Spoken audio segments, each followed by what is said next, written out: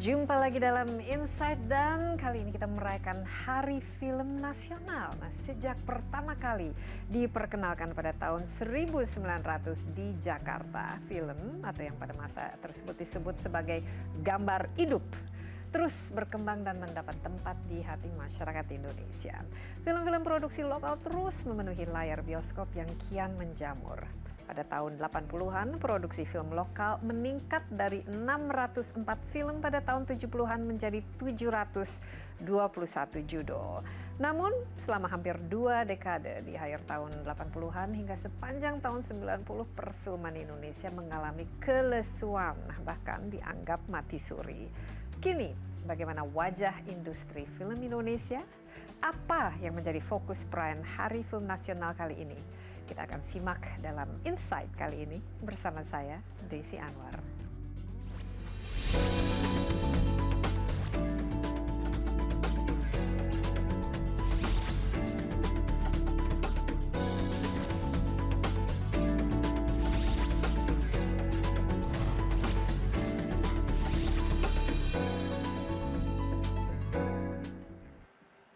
Iya, sepanjang perjalanan film Indonesia ada beberapa film yang dinilai memberi dampak bagi dunia perfilman dalam negeri karena beberapa capaiannya. Koresponden CNN Indonesia Istiarto Sigit merangkumnya khusus untuk Anda. Di era 90-an, perfilman Indonesia sempat mengalami mati suri, bukan hanya dari segi kuantitas namun juga kualitas. Dalam perjalanannya, ada beberapa film yang menjadi tonggak kembalinya eksistensi film Indonesia dan diingat para penonton hingga saat ini. Ada apa dengan cinta sih kayaknya, karena buat saya film itu somehow menjadi personal juga rasanya, karena menyentuh sekali cerita-cerita atau problem-problem yang dialami para remaja di masanya gitu. Film Indonesia menjadi tonggak sejarah adalah Petualangan Sherina. Kenapa? Karena pada awal tahun 2000-an, anak-anak kecil di Indonesia butuh hiburan dan pada saat itu film Indonesia juga lagi mati suri. Dia pikir dia yang paling hebat, merasa paling jago dan paling dahsyat. Dia juga kalau di sekolah begitu ya? Siapa Om? Hah? Yayang. Film musikal anak-anak Petualangan Sherina yang rilis di tahun 2000 berhasil ditonton 1,4 juta penonton di seluruh Indonesia. Hal ini membuat Petualangan Sherina menjadi film yang fenomenal dan Petualangan Sherina membangkitkan jenis film anak-anak kembali menjadi tren di Indonesia. Halal bagimu yang kan kau kecup keningnya. Kamu tidak akan pernah bisa menyatukan mereka. Satu istri aja belum tentu merasa adil, apalagi dua, Ri. Ikhlas, Aisyah. Aku tidak ikhlas menerimamu lebih kaya dari aku. Jadi aku tidak tahu adil itu apa dan bagaimana. Makasih. Film Ayat Cinta yang rilis di tahun 2008 karya sutradara Hanung Bramantyo menjadi salah satu film yang cukup fenomenal di era awal tahun 2000-an. Karena dengan adanya film ini, tren film Indonesia berlatar belakang tempat luar negeri menjadi tren hingga sekarang. Gue mau ngucapin selamat ya buat lo. Selamat kenapa? Sebagai pemenang lomba puisi tahun ini. Kan saya udah bilang, saya tuh nggak pernah ikut lomba puisi. Jadi lo gak mau diwawancara nih?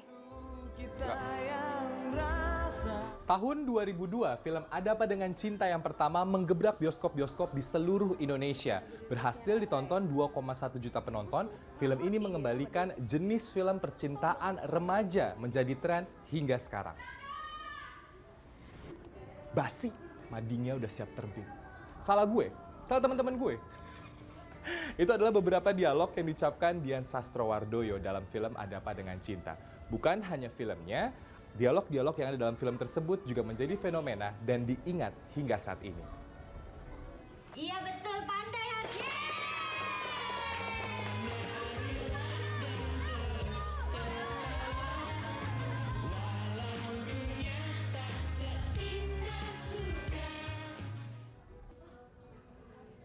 Laskar Pelangi adalah film hasil adaptasi dari novel laris milik Andrea Hirata dan menjadi film yang paling banyak ditonton di Indonesia dengan pencapaian penonton hingga 4,6 juta penonton. Berkat film ini juga, film-film yang diangkat dari novel-novel laris mulai menjamur di Indonesia. Bagi sineas Joko Anwar, adanya perbedaan tema menjadi nilai lebih dari film-film tersebut. Nama-nama seperti Riri Riza, Mira Lesmana, Nia Dinata muncul dan mereka membuat film yang memenuhi kriteria tadi. Secara kualitas bagus dan secara cara penyajian adalah cara penyajian yang memang sekarang pada waktu itu sedang disukai oleh penonton. Muncul film seperti Petualangan Sherina, Ada Apa Dengan Cinta, dan ini berhasil menarik penonton. Di tengah semangat Hari Film Nasional, yang dibutuhkan bukan hanya peningkatan kuantitas saja, namun juga peningkatan kualitas film Indonesia, agar film Indonesia bisa menjadi tuan rumah di negaranya sendiri. Jaya terus film Indonesia, saya Setiarto Sigit, Jakarta. Terima kasih. Ya, awal dekade 2000 menjadi tonggak bangkitnya kembali perfilman Indonesia. Dan hingga kini tidak sedikit karya film anak bangsa yang berprestasi di kancah dunia. Nah, sejauh mana sinema Indonesia akan terus bergeliat, kita akan berbincang bersama salah satu sutradara dan produser film Indonesia, Joko Anwar. Halo, Joko Anwar. Halo, Desi. My brother from a different mother. Different mother and father. Tapi benar, ini sering orang mengatakan Desi Anwar itu sama Joko Anwar, saudara, tapi agak mirip-mirip ya. Agak mirip. Paling nggak sekarang bajunya mirip. Oke, Joko, selamat. Copy of My Mind ternyata sukses bukan saja di Indonesia tapi di dunia internasional. Sesuai harapan? Sangat sesuai harapan dan mungkin melebihi harapan karena tadi kita berpikir bahwa penontonnya di Indonesia tidak akan banyak dan akan bertahan hanya mungkin seminggu, tapi ternyata film bertahan sebulan, so it's good. Kenapa ya kira-kira cukup menggembirakan ya ini? Saya rasa mungkin karena topiknya topikal, sedang sangat hangat dibicarakan tentang korupsi dan bagaimana permainan dari para pejabat dan perpetaan permainan yang tidak seharusnya ada di Indonesia. Wajah Indonesia banget kan? Wajah Indonesia banget karena kita nampilkan. Memang kita sengaja membuat rekaman zaman atau time capsule untuk Indonesia. Kita ingin merekam periode ini karena kita merasa bahwa periode ini adalah periode yang sangat penting dan kalau misalnya nanti Indonesia mau melihat ke belakang 10-20 tahun setelah filmnya dibuat bisa nonton film Kopi. Tapi ternyata mereka mengatakan ternyata nggak ada yang berubah ya, masih mengenai masalah korupsi, masih mengenai masalah kemacetan dan lain sebagainya. Tapi kalau kita orang yang tinggal di Jakarta bisa sangat bercermin ya di film itu karena itu menggambarkan Jakarta dengan segala macam kesuraman. Banyak yang bilang seperti itu karena memang kita sangat organik menggambarkan Indonesia Jakarta saat ini. Kita menggunakan banyak sekali lokasi, memang lokasi aslinya. Kita menggunakan pemain yang ada di lokasi tersebut. Jadi memang kita ingin memberikan gambar yang otentik tentang Indonesia, Jakarta sekarang. Nah, sambutan dari luar negeri juga luar biasa. Dan kalau sebenarnya Joko Anwar dengan film-film yang sebelumnya itu sudah menjadi nama lah di kancah internasional. Tapi sambutan kali ini kira-kira apa respons mereka? Apa yang mereka dapat ya? Misalnya mereka belum tahu Indonesia itu di mana sih di peta orang Indonesia itu seperti apa dengan menonton film ini apa yang mereka bisa dapatkan? Ya pertama kali kita world premiere di Venice Film Festival, festival film internasional tertua di dunia dan emang sangat susah untuk masuk ke festival itu karena banyak sekali yang ingin masuk. Ketika kita pergi ke sana kita berpikir dan khawatir apakah film kita bisa diterima apa enggak karena filmnya sangat Indonesia sekali. Apakah mereka bisa memahami apa yang sedang terjadi di film tersebut karena gambaran Indonesia sangat kental di situ.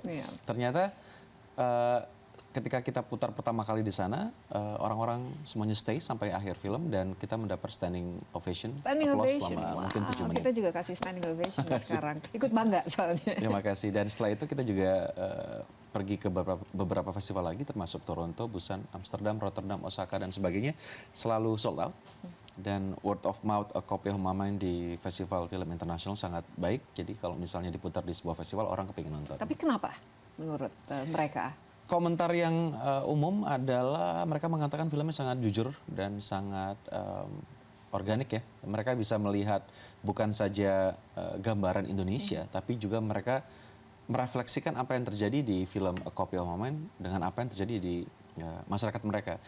Ketika di Venice ada seorang penonton mendatangi saya dan bilang, it also happens here actually in Italy. Walaupun mungkin di negara Anda lebih buruk, tapi itu bisa kita jadikan cermin untuk negara dimanapun di dunia. Italia memang terkenal dengan korupsi dan politikusnya yang agak aneh-aneh juga. Betul. Oke, sekarang saya ingat ya Joko, waktu Anda masih dulu ya, zaman dulu, saya juga masih di RCTI, itu pernah wawancara Anda. Waktu masih jadi di Jakarta Post, ya, nulis resensi film. Kalau misalnya Anda sekarang, by the way, nonton film sendiri nggak? Saya nonton. Nggak sebagai penonton di bioskop, atau maksudnya bukan menonton dalam membuatnya, tapi menonton? Menonton. Saya menonton semua film Indonesia karena saya berpikir bahwa kalau misalnya saya bekerja sebagai filmmaker di Indonesia, saya harus tahu bagaimana perpetaannya. Tapi menonton film Anda sendiri nggak? Menonton film saya sendiri, menonton sebagai penonton, ya tentunya. Nah, sekarang sebagai seorang kritikus ya, kira-kira kalau membuat resensi terhadap Copy of My Mind ini, apa bunyinya? Saya adalah kritikus untuk film-film saya yang paling keras. Jadi ketika film saya dikritik oleh orang lain, saya sudah mendengarkan lebih dahulu dari saya sendiri. Karena saya merasa bahwa kalau misalnya kita melihat karya kita hanya dengan admiration, tidak dengan self-criticism, kita sebagai kreator seni sudah selesai. Karena kita tidak akan bisa lagi bercermin, tidak akan bisa lagi belajar, tidak akan bisa lagi improve sebagai kreator. Jadi apa bentuk kritik yang paling khusus untuk Copy of My Mind? Untuk Copy of My Mind, bisa lebih berani sebenarnya. Ketika saya ingin mengatakan sesuatu, saya masih beberapa kali memberikan lapisan, seharusnya bisa lebih jujur sih. Bisa lebih jujur bisa lagi. Lebih jujur, ya. Buka-bukaannya bisa lebih terbuka lagi gitu. Oke, ini mungkin kritik sangat membangun untuk seorang Joko Anwar untuk film-film berikutnya. Tapi profit nggak dari sini? Ya ini kan ada idealisme dan lain sebagainya. Tapi ujung-ujungnya kan filmnya sih sangat murah. Kita sih sudah balik modal dan sudah dapat untung karena memang sangat murah sekali wujudnya. Ini bagus ini karena dan kita juga dapat bantuan dari luar negeri karena basically dana untuk bikin film ini kita dapat dari Busan International Film Festival. Jadi memang kita dapat grant. Gitu. Nah sekarang yang saya lagi tontonan ikut ini main setiap hari Kamis malam di HBO itu adalah Half Worlds ya. Terus terang, kenapa, what is it about, dan bagaimana sih cara membuatnya, dan kenapa ini kan genre untuk TV ya? Kenapa pindah itu dari layar lebar ke televisi? Saya memang sudah lama sekali ingin membuat sesuatu yang ada hubungannya dengan mythological creatures Indonesia. Karena Indonesia itu kalau misalnya kita melihat Barat, mereka punya beberapa mythological creatures seperti werewolf, vampires, werewolf. Tapi that's it kan, coba apalagi Indonesia banyak sekali a wide array of mythological creatures. Mungkin politikus juga termasuk di situ. Dan saya rasa ini adalah modal yang sangat baik, materi yang sangat kaya untuk dibikin dalam bentuk tontonan audiovisual. Untuk film mungkin sangat terbatas karena cuma 1,5 jam sampai 2 jam. Tapi untuk TV series bisa lebih panjang dan bisa mengeksplorasi lebih jauh tentang apakah itu background mitosnya, apakah eksplorasi karakter. Nah, tapi kalau dari segi genre ini apa sebenarnya? Kayak fantasy ya mungkin. Fantasy ya. Kalau kayak nonton ya, ini seperti kayak kita baca komik kan gitu, yang ada tokoh-tokoh ini. Coba, tapi ininya tokoh-tokohnya atau yang disebutkan The Myth ya. Itu ada apa-apa aja kalau di Indonesia? Kalau di Half Worlds ada Genderuwo, kuntilanak, Banaspati. Terus ada tuyul juga dan ada Palasik. Ada 5 itu. Nah itu karakternya beda-beda ya? Karakternya beda-beda. Kalau Palasik apa? Saya sampai sekarang belum ngerti. Palasik itu adalah hantu yang atau mythological creatures ya, makhluk mitologi yang dia memakan janin ketika masih dalam perut ibunya. Gitu. Dan itu dari Sumatera sampai Papua ada sebenarnya dengan nama yang berbeda-beda. Gitu. Jadi harus ada pemahaman terhadap karakter-karakter. Kita kan tahu vampir misalnya malam-malam bangun mereka gentayangan dan minum darah, pagi mereka tidur gitu. Terus kalau werewolf dia jadi kalau full moon gitu, terang bulan dia jadi ini. Nah dengan karakter-karakter sendiri paham para penonton HBO ini? Atau saya menciptakan universe yang tidak sepenuhnya baru tapi membuatnya lebih komprehensif. Saya mengatakan bahwa The Myth itu sebenarnya adalah waktu dulu itu dengan manusia kita adalah subspesies. Jadi ada spesies The Myth, ada subspesies ya manusia gitu. Dan The Myth ini beneran atau fantasinya? Gabungan antara legenda dengan mitologi dan kepercayaan. Dengan pemikiran ngayal-ngayal gitu. Dan akhirnya mereka bersebelahan karena sesuatu terjadi dan sebenarnya The Myth juga berusaha untuk hidup sama seperti manusia, tapi karena manusia memiliki pandangan sendiri tentang The Myth sehingga kelihatannya walaupun seperti manusia tapi dalam pikiran kita mereka itu sangat menyeramkan. Tantangannya membuat seri ini, ketimbang misalnya membuat film layar lebar. Tantangannya pastinya kalau TV series seperti Havels, tentunya budgetnya karena TV series basically selalu lebih kecil dari membuat feature film. Dan syutingnya juga karena kita bekerja untuk sebuah perusahaan yang mereka memiliki policy, syutingnya tidak boleh lebih dari 12 jam, itu juga dari segi waktu kita kebutuhan. Jadi jauh lebih ngirit ya. Dan kita tidak mau menjadikan sesuatu yang biasa. Kita harus membuktikan bahwa Indonesia bisa bikin sesuatu yang on that level. Iya, dan memang kalau sekarang sudah di HBO, ini an Asian original itu sebenarnya kan sudah standar internasional lah istilahnya. Kita break sebentar ya Joko Anwar, tapi kita lanjutkan pembahasan khusus mengenai industri perfilman. Masih kita akan lanjutkan bersama sutradara Joko Anwar.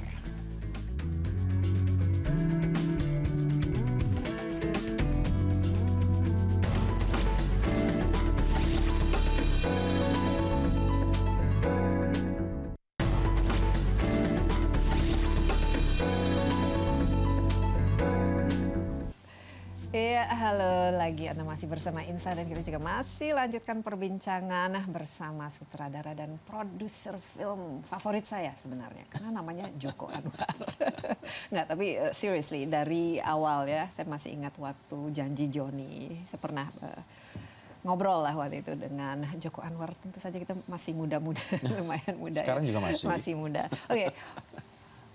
Evolusi dari Janji Joni sehingga akhirnya Copy of My Mind, apa? Ada dari segi cara mensutradarai, Anda memilih tema, dan lain sebagainya. Sebenarnya kalau secara logis, kalau misalnya sudah bekerja di suatu bidang selama lebih dari 10 tahun, lebih dewasa ya. Saya nggak berpikir seperti itu.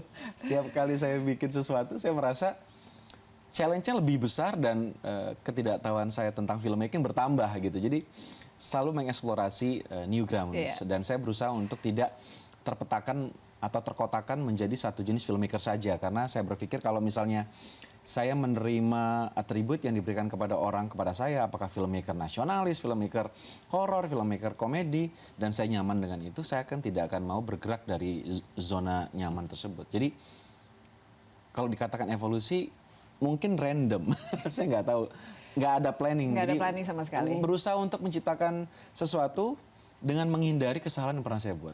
Oke, definisi film yang bagus bagi Anda? Film yang bagus adalah film yang berhasil mencapai tujuan pembuatannya. Ada film yang dibuat memang untuk pasar. Kalau misalnya filmnya secara pasar baik dan bisa menciptakan sustainability penonton, artinya penonton nonton film itu tidak kaget dan maksudnya tidak kapok untuk nonton film Indonesia. That's film yang bagus. Kalau sebuah film diciptakan untuk mengeksplorasi estetika atau teknis pembuatan film, kalau misalnya berhasil mendapat recognition on that field, ya itu adalah sebuah film yang baik. Oke, sutradara ini pasti Anda sering ditanyakan ya. Pengaruh terbesar dalam karir Anda sebagai sutradara siapa? Dan kalau dari segi film seperti apa? Saya punya satu prinsip bahwa saya tidak boleh terinspirasi oleh orang. Artinya ketika saya... Mungkin terinspirasi oleh The Myth. Artinya kalau misalnya saya suka terhadap suatu film, saya akan terinspirasi dengan filmnya, dengan pencapaian teknis atau estetika yang dicapai di film tersebut. Tapi tidak dengan filmmakernya, karena saya kalau misalnya melihat sebuah film bagus sekali dan ketika saya mulai untuk mengidolakan pembuatnya, ketika saya tahu dia pernah membuat kesalahan ini saya udah nggak terinspirasi lagi. Tapi film kan atau karya-karya seni yang lain adalah sesuatu yang immortal dan eternal, nggak akan berubah. Penciptanya bisa berubah tapi film-filmnya tetap. Salah satu film yang sangat menginspirasi saya adalah film Punch Drunk Love yang saya tato di tangan kiri saya. Itu tato tempelan atau tato beneran? Tato beneran ini sudah. Terus nanti kalau ada setiap film nanti ada, ini juga ada di sini tapi susah bukanya. Saya Punch Drunk Love sangat menginspirasi saya karena pada waktu itu tahun 2001 saya sudah kehilangan kenikmatan untuk menonton film. Tapi ketika menonton film, apa yang tahun 2001? Saya merasa patah hati atau saya merasa film adalah sesuatu yang sangat rigid. Yeah. Film Punch Drunk Love mengajarkan kepada saya bahwa you can break all the rules and still can make people feel.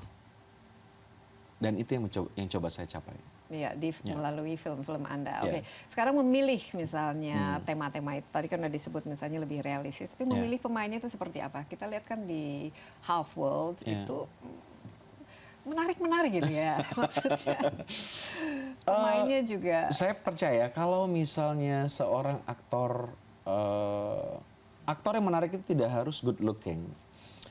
They can be very interesting kalau mereka memiliki karakter yang interesting. Artinya gini, kalau saya syuting film, saya cari pemain, saya tidak akan meminta mereka membaca dialog ketika audisi. Enggak. Tapi saya akan menginterview mereka untuk mencari tahu kehidupan mereka.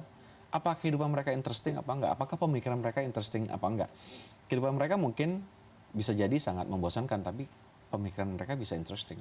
Itu saja bisa membuat karakter mereka di film menjadi interesting. Oke, cara Anda mendirect itu jadinya seperti apa? Karena biasanya ini kan kunci ya dari kesuksesan sebuah film itu ya sutradaranya. Makanya sutradara selalu mendapatkan award ya, the best director gitu. Saya percaya bahwa seorang sutradara yang baik adalah seorang sutradara yang bisa bring out the best from out of the actors. Juga kru, bisa membuat semua orang bisa berfungsi semaksimal mungkin. Aktor bisa mengeluarkan performance yang sangat baik, kru juga seperti itu. Jadi pastinya akan membuat mereka merasa nyaman. Tapi Anda galak nggak? Saya nggak pernah marah kalau syuting. Dan salah satu requirement untuk main film saya, apakah kru, apakah pemain, tidak boleh raise their voice. Jadi kalau misalnya ngomong harus dengan karena kan ada kan sutradara yang wah galak dan semua orang akhirnya kan takut dan saya kalau marah saya nggak bisa berfungsi karena kalau udah jangankan saya marah, kalau misalnya ada kru yang ngambek atau pemain yang ngambek, saya udah nggak bisa berfungsi, udah yang aduh pulang aja deh, ini tidur enak gitu. Oke, kita istirahat lagi dan kita masih akan lanjutkan perbincangan kita bersama Joko Anwar untuk membahas lebih dalam mengenai hal-hal seputar karyanya dan juga mengenai industri film di tanah air. Sesaat lagi.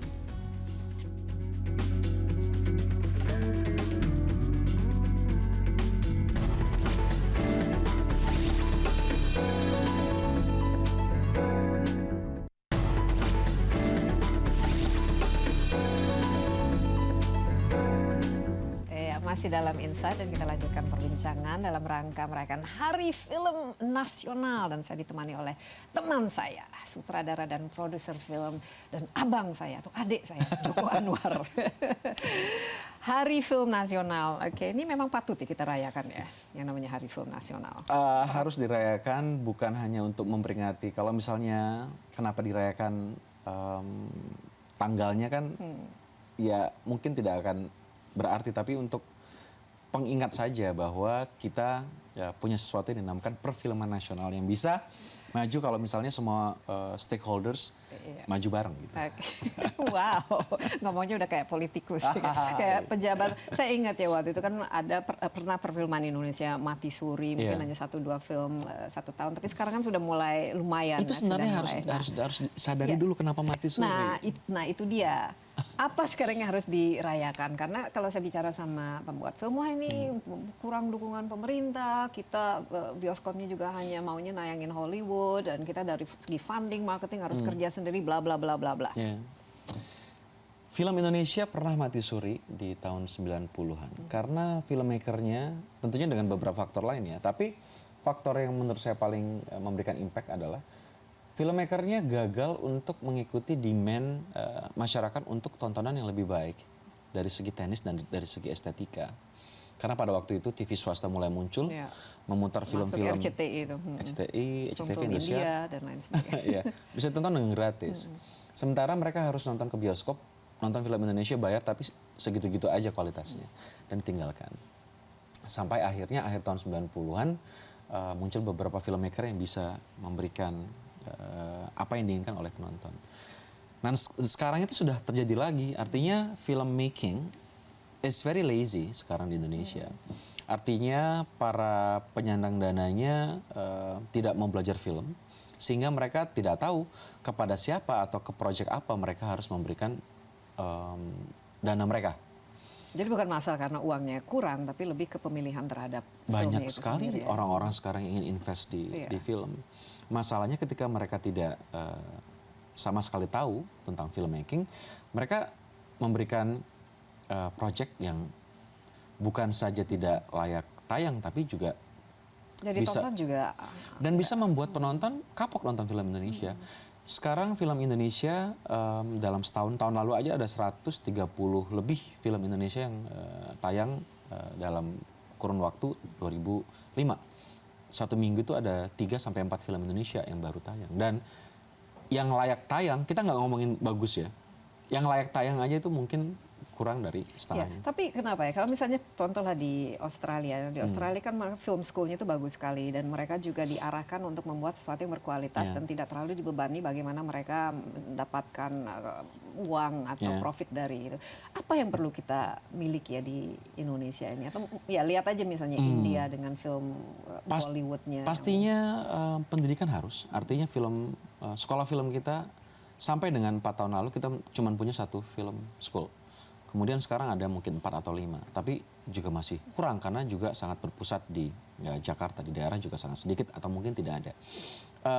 Selain itu, kalau misalnya kita mencari solusi yang cepat adalah kita harus punya satu mekanisme di mana film-film baik yang bukan saja menarik penonton ke bioskop, tapi bisa menciptakan sustainability penonton. Artinya secara teknis, secara estetika dibuat dengan baik. Itu jarang terjadi di Indonesia karena pemodal seperti yang saya bilang tidak memiliki pengetahuan tentang film. Dengan adanya investasi asing yang sekarang sudah dibuka, ini kita harapkan akan terjadi transfer pengetahuan tentang film di level investor. Sehingga investor akan mencari project dan mencari filmmaker yang bisa menciptakan film yang bukan saja baik, bisa mendatangkan penonton, tapi juga membuat penonton sustainable. Iya, dan memiliki ditayangkan jauh lebih lama. Dan sudah terjadi sebenarnya di beberapa negara tetangga.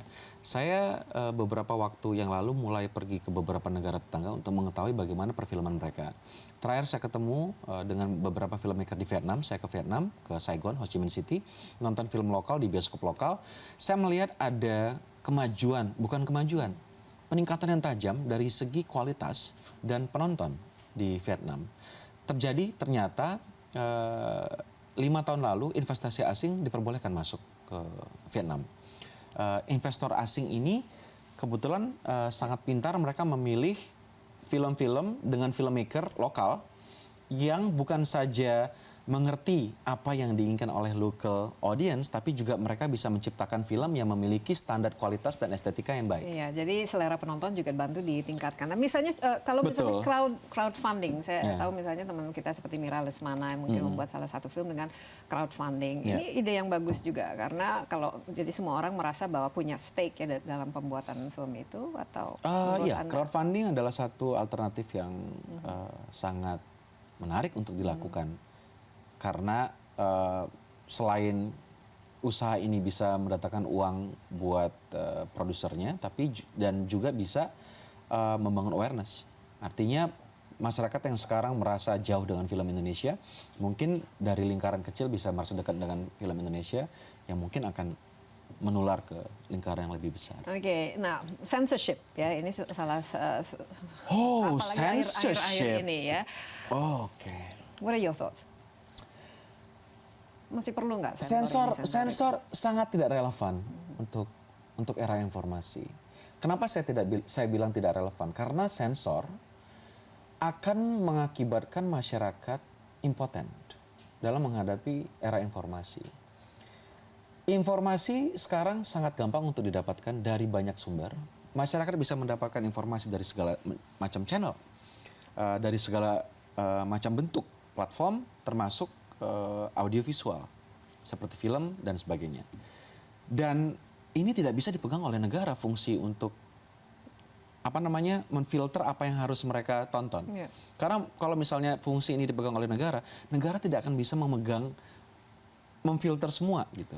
Jadi ini bukan soal masalah moral, masalah trivial yang lainnya, tapi masalah kesiapan masyarakat Indonesia untuk menghadapi era informasi. Tapi saya lihat juga ada sesuatu yang aneh. Misalnya waktu saya di Perancis ya, itu film misalnya yang ada adegan seksnya itu bisa ditonton oleh anak usia 13 tahun ke atas. Ya. Di mana di Perancis? Di Perancis waktu itu. Tapi yang ada isinya violent, berdarah-darah dan lain sebagainya, itu hanya boleh untuk 18 tahun ke atas. Nah, ini juga apa yang definisi terhadap censorship yang menurut Joko ini yang ini bagaimana ya cara mengelolanya? Karena kan ya memang harus ada usia yang dijadikan consideration. Tapi apanya itu kan kadang-kadang nggak masuk akal. Artinya keberdayaan masyarakat untuk memfilter tontonan yang cocok adalah terutama selain untuk dirinya sendiri adalah untuk anak-anaknya. Artinya beberapa konten yang tidak cocok untuk anak ya seharusnya orang tua pertama bisa memperhatikan anaknya, apa yang menjadi tontonan anaknya. Kemudian eksibitor, bioskop tidak boleh memperbolehkan anak di bawah umur untuk nonton film yang tidak sesuai dengan umurnya. Sehingga dengan demikian semuanya menjadi terberdayakan. Filmmaker juga mereka jadi aware. Kalau misalnya mereka mau membuat film yang banyak penonton, mereka tidak akan membuat film dengan konten yang berisi konten-konten yang tidak cocok untuk anak di bawah umur karena berarti mereka akan kurang penontonnya. Kalau memang negara yang harus melakukan itu kan nanti tergantung selerasi penyansor itu. Exactly. Yang tepat adalah lembaga rating film. Lembaga rating itu sangat dibutuhkan sekarang oleh masyarakat Indonesia.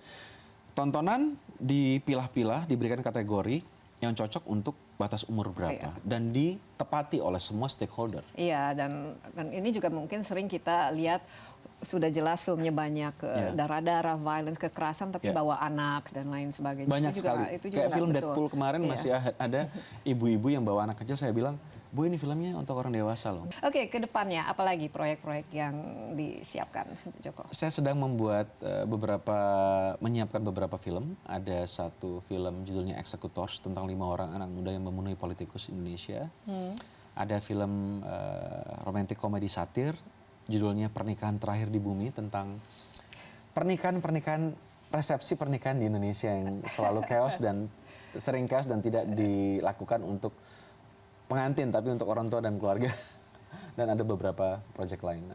Ada sequel dari A Copy of My Mind. Joko, terima kasih. Sama-sama. Nice talking to you, luar biasa, dan kita tentu saja tunggu karya-karya berikutnya dan bisa diprediksi akan mendapat berbagai macam penghargaan. Bukan saja di Indonesia tapi di luar negeri. Joko itu luar biasa lah jumlah awards recognition-nya dan sudah main di berbagai film festival. Copy of My Mind di Venice, kemudian di Toronto juga. Katanya di Toronto they're very excited ya. Terima kasih Joko. Terima kasih. Dan setelah informasi berikut ini kita akan kembali bersama narasumber lainnya yang tidak kalah penting dalam industri perfilman tanah air. Siapa dia? Masih juga misteri bagi saya. Tetaplah bersama Insight.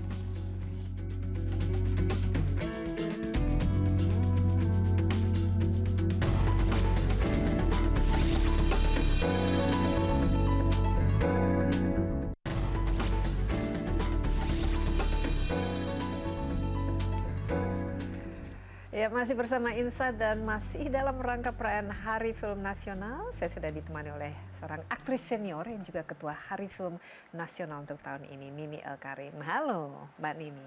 Halo, Desi. Baik. Selamat Hari Film Nasional. Selamat buat seluruh Indonesia untuk Hari Film Nasional. Dan selamat menjadi ketua Hari Film Nasional.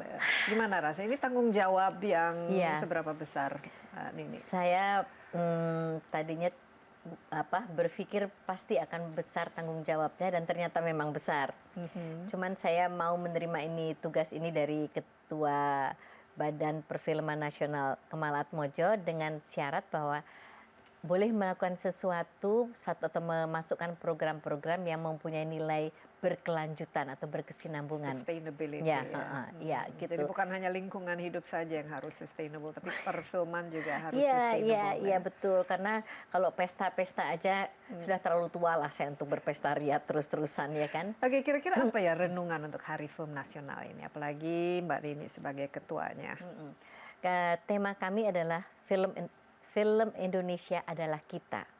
Kita tuh siapa? Seluruh Indonesia. Film Indonesia tidak punya suara kalau bukan milik bangsa kita. Bukan kalau masyarakat tidak ada di dalamnya.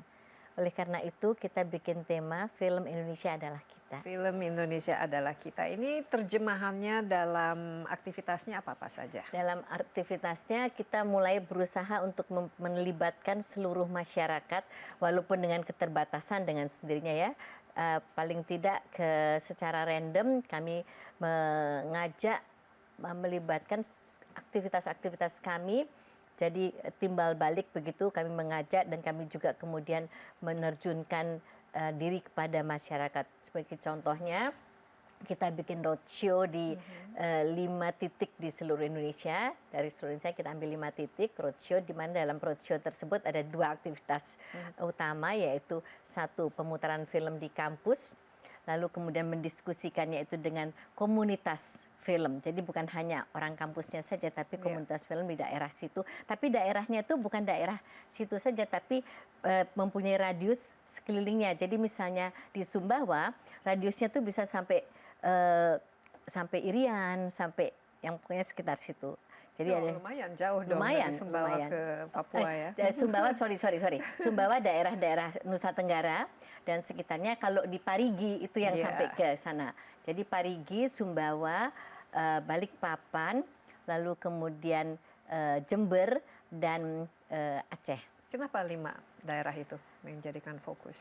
Karena itu berdasarkan penelitian dari teman-teman yang aktif di bidang komunitas, itu memang daerah-daerah yang sangat bergairah untuk melakukan komunitas. Jadi supaya bisa menularkan spirit itu kepada lingkungannya. Oh, jadi 5 daerah ini mereka kelihatan jauh lebih proaktif, lebih kreatif ya. Kreatif sekali. Ini sudah dilakukan nih workshopnya. Itu sudah. bagaimana feedbacknya? Apa yang didapatkan? Di beberapa tempat tuh sampai katanya waktu di Sumbawa kalau tidak salah itu sampai katanya penontonnya tuh sampai mereka nggak ngira segitu banyaknya. Jadi masyarakat, ketika itu, jadi mereka bukan hanya yang di kampus saja. Di kampus mereka akan diskusi dan sambil muter film buat di kampus, tapi juga akan membuat layar tancap di luar kampus. Jadi ada diskusi, ada layar tancap. Ya, nah dari segi sustainability-nya itu sendiri apa, Mbak? Kita harapkan bahwa mereka kemudian kaum muda ini punya harapan lah bahwa ternyata pemerintah atau ternyata masyarakat ada kok yang care terhadap kita yang mempunyai aktivitas seperti ini, ataupun misalnya dia tidak tahu sebetulnya ada aktivitas ini, kemudian terstimulirlah dia, ada ya sesuatu. Nah, kami mengharapkan sekali bakat-bakat yang terpendam, yang tadinya tidak pernah terpatik oleh api-api yang mengenal, yang bisa membuat mereka mencetuskan bakat tersebut, jadi terbuka matanya. Jadi komunitas ini seberapa besar rata-rata di daerah? Ternyata besar sekali. Jadi ini akan saya lanjutkan dengan aktivitas yang kedua ya. Ternyata di Indonesia itu ada sekitar di luar FFI itu, dan di luar kampus itu ada sekitar 200-an lebih komunitas film yang terbagi dalam 2. Yang satu sifatnya aktif, jadi membuat film, yang satu lagi apresiatif gitu. Jadi mereka menikmati atau kemudian membuat semacam diskusi dan lain gitu. sebagainya. Nah, itu satu. Belum yang di dalam kampus, di UI aja sudah ada sekitar 13 komunitas film. Apalagi yang di universitas lainnya. Jadi kalau kita jumlah sudah berapa? Belum lagi yang di SMA. Bahkan sekarang SD pun sudah punya komunitas film. Nah, untuk itu kan mereka membutuhkan apresiasi, membutuhkan wadah. Nah, oleh karena itulah aktivitas yang keduanya adalah kami mengajak masyarakat, terutama para stakeholders yang terlibat dalam film, untuk berdiskusi selama 2 hari, tanggal 12-13 Maret kemarin di Jakarta, merajut blueprint festival film untuk kaum muda Indonesia. Nah kira-kira isi dari blueprint itu seperti apa? Jadi message-nya adalah kalau mau bikin festival film kaum muda yang buat di luar FFI ini, seperti ini loh. Gitu. Dan untuk itu juga kami mereka sendiri sampai menyiapkan ada tim ininya, tim panitia tetapnya, bahkan tim monitoringnya pun sudah mereka siapkan.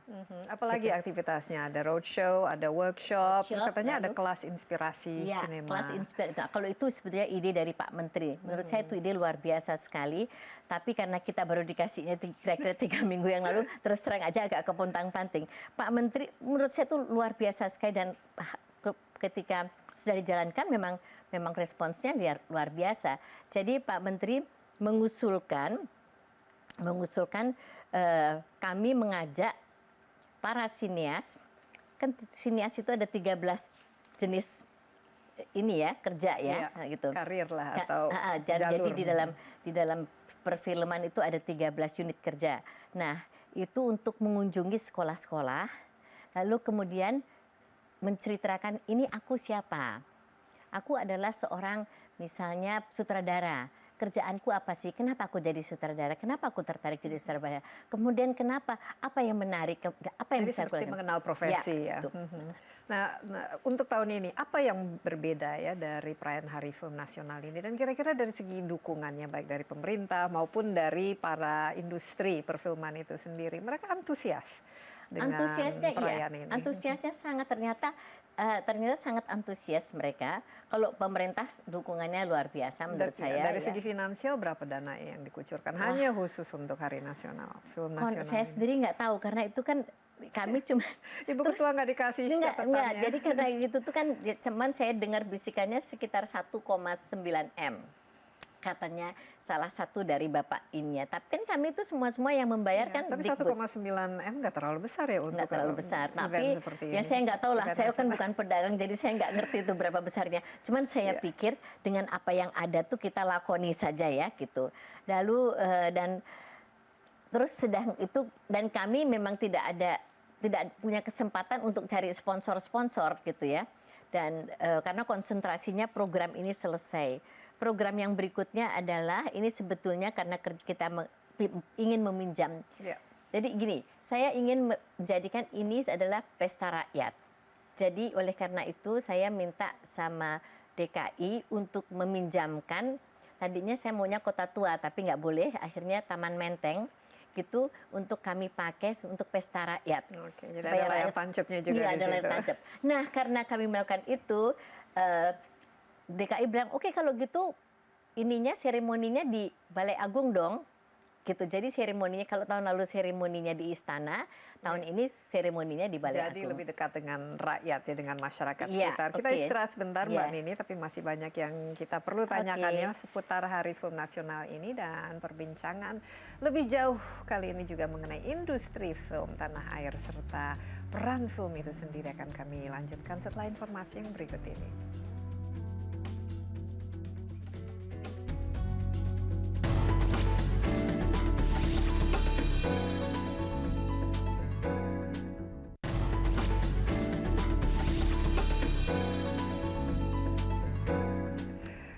Ya, masih dalam Insight. Nah, kita juga masih dalam rangka Hari Film Nasional. Sejauh mana kualitas film-film Indonesia serta bagaimana peran film sebagai media pembelajaran bagi penontonnya. Kita masih ditemani oleh aktris senior yang juga Ketua Hari Film Nasional tahun ini, Nini Elkarim. Mbak Nini, jadi tema untuk Hari Film Nasional ini ada Film Indonesia Adalah Kita. Ya, ini dukungan dari teman-teman sendiri. Para aktris, aktor, dan sineas antusias atau merasa bahwa ini sih hanya inilah gitu. Kami memang tidak berhasil, panitia memang tidak punya kemampuan untuk mengajak semuanya karena banyak sekali dan waktunya memang mepet. Tapi siapapun juga yang kami datangi, kami sentuh, itu responsnya oke, dan bahkan sampai sorry ya yang bagian ini tidak ada apa-apanya loh ya. Enggak apa-apa, pokoknya kita mau ikut. Paling nggak untuk kelas inspirasi, sinema dan lain sebagainya gitu. Nah, jadi saya merasa tersupport ya, terdukung. Lalu kemudian tadi Desi bilang bahwa film sebagai media pembelajaran. Menurut saya itu betul sekali, itu yang Pak Menteri inginkan. Memang betul. Ada yang mengatakan, udahlah jangan dilepas, jangan dimasuk-masukkanlah itu. Menurut saya biarkan sajalah dia mengalir. Kalau ada nanti yang bagian pembelajaran dengan sendirinya akan muncul, Iya, pasti. tapi kan sekarang juga di bawah Dikbud kan? Iya, dengan di bawah Dikbud. Dan Jadi Dikbud berarti memang akan unsur ke sana. pendidikannya itu pasti ada. harus Dan ada. menurut saya kita harus melepaskan paradigma bahwa kita yang harus ngajarin anak muda. Kalau saya bilang justru dari film-film itu kita bisa tahu bahwa anak muda juga bisa mengajarin yang tua-tua. Iya. Dari hasil-hasil karya mereka bisa mengajari kita. Nah ini menarik sekali ya, karena kan Mbak Nini kan cukup lama ya dalam industri perfilman. Nah sejak zaman Orde Baru dan kemudian reformasi sehingga demokrasi, sekarang ini juga di bagian-bagian mananya kan juga sudah banyak berubah. Bagaimana Mbak Nini melihat evolusi dari industri perfilman di Indonesia? Pada tahun 90 misalnya sempat mati suri, dan tapi kemudian akhir-akhir ini kita lihat cukup banyak ya yang diproduksi oleh teman-teman kita di dunia perfilman.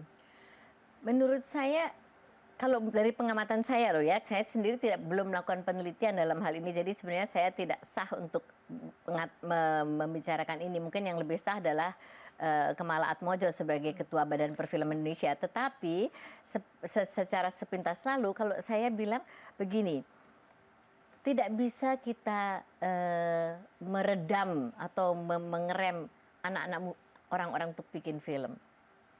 Karena bikin film itu ternyata suatu gairah yang memang sangat kuat pada beberapa kalangan, dalam arti sebagai semacam satu bakat yang diberikan oleh Yang Maha Kuasa untuk dilaksanakan gitu. Nah, dan lagi film itu betul dia mempunyai bermacam-macam mata pisau gitu kan.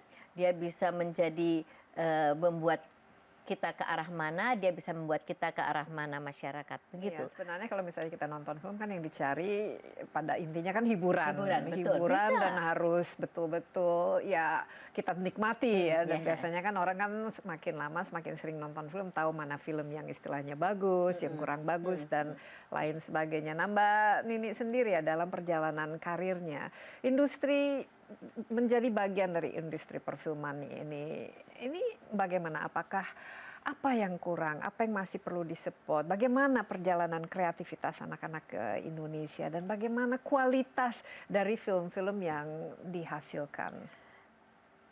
Ya itu tadi saya bilang bahwa saya sebenarnya karena tidak berdasarkan penelitian yang solid, jadi saya ini lebih justru mungkin lebih bagus sebagai pengalaman seorang yang mengalaminya karena seorang bisa, emak lah ya itu ya, seorang emak dan gitu apalagi ya. sudah berada dalam film industri ini kan cukup lama. Begitu. Gini, saya melihat kegairahan itu tetap ada dan makin bertambah di mana karena rangsangan dari luar juga luar biasa. Dan lagi sekarang dengan mudahnya kita juga melihat apa yang terjadi di luar gitu kan, dengan mudahnya. Nah, lalu kemudian dengan sendirinya manusia itu adalah makhluk kompetitif sebetulnya. Dia akan selalu, loh kalau mereka bisa begini kenapa aku enggak? Ya. Terus udah itu dia akan ada beberapa penelitian menunjukkan itu dari zaman dulu. Nah, jadi itu kegairahan itu ada, kegairahan untuk membuat, kegairahan untuk bersaing. Kreativitas itu ada ya. Ada. Apalagi dengan teknologi sekarang di mana kamera untuk lebih mencoba segala macam gitu kan, mereka ada. Kalau saya bandingkan dengan yang dulu di mana sangat sederhana sekali, mungkin karena sederhana itu maka lebih berhati-hati dalam arti dan lebih berusaha untuk tapi waktu dulu juga lebih panjang. Ya. Tapi kan dulu kan misalnya dari segi peralatannya juga jauh lebih berat, mahal. Kalau sekarang kan digital dengan kamera yang digital lebih sederhana, tapi hasilnya juga lebih bagus, juga siapapun bisa. Bisa. Kayak misalnya saya kasih contoh. Dulu kalau berapa kali saya ikut main filmnya Teguh Karya, selalu produsernya suka garuk-garuk kepala karena kalau Teguh Karya bikin retake lagi karena itu berarti ya, itu kan film kan 35 mm. Habis kan. Kalau sekarang kan digital kan hanya tinggal. Sekarang kan bisa dihapus begitu saja. Nah, kayak begitu ya contohnya. Tapi ya Teguh Karya adalah Teguh Karya, nggak bisa didikte dalam soal itu. Ada aja alasan dia. Soalnya begini, soalnya begitu. Kita bilang tipu gitu. Tapi yang penting kan kualitas dari filmnya itu sendiri, kualitas dari ceritanya. Mungkin kalau dilihat tadi kan Mbak Nini menginginkan ada sustainability atau kesinambungan atau keberlanjutan. Kira-kira sudah terpenuhi dengan segala macam aktivitas yang dilakukan untuk merayakan Hari Film Nasional ini? Iya, sudah sesuai dengan keinginan? Belum sampai ya itu kan susah lah ya, itu sangat subjektif ya, keinginan saya seberapa Ya banyak. paling nggak dari sebenarnya. mata ketua lah. Maksud saya begini, saya tetap berharap, ini luar biasa. Kalau Anda perhatikan ya, misalnya dengan usahanya, misalnya Joko Anwar, usahanya dia untuk masuk ke lorong-lorong itu, untuk membuat film-film lorong-lorong Jakarta tuh memang luar biasa. Luar biasa itu kan misalnya gitu. Nah itu kan tinggal kita yuk kita orang yang tua-tua seperti ini, kita bukan hanya tuturi handayani, tetapi juga ikut menikmati hasil karya tersebut, misalnya begitu ya. Nah itu dalam beberapa hal memang kita tetap harus ada beberapa kompromi yang harus dilakukan. Nah ini kaum muda ini juga harus punya jembatan untuk bisa berkompromi dengan beberapa rules yang dimiliki oleh pemerintah, misalnya begitu ya. Baik Mbak Nidi, dan kita lihat juga teman-teman kita seperti Joko Anwar dan sineas muda yang lainnya, mereka sudah go international ya, mereka sudah masuk ke kancah internasional, berkompetisi dan juga memperlihatkan karya mereka dengan karya-karya sineas internasional lainnya, ikut bangga ya. Mbak Nini tetap optimis kan Indonesia akan menjadi? Kalau enggak saya nggak mau di sini. Oke.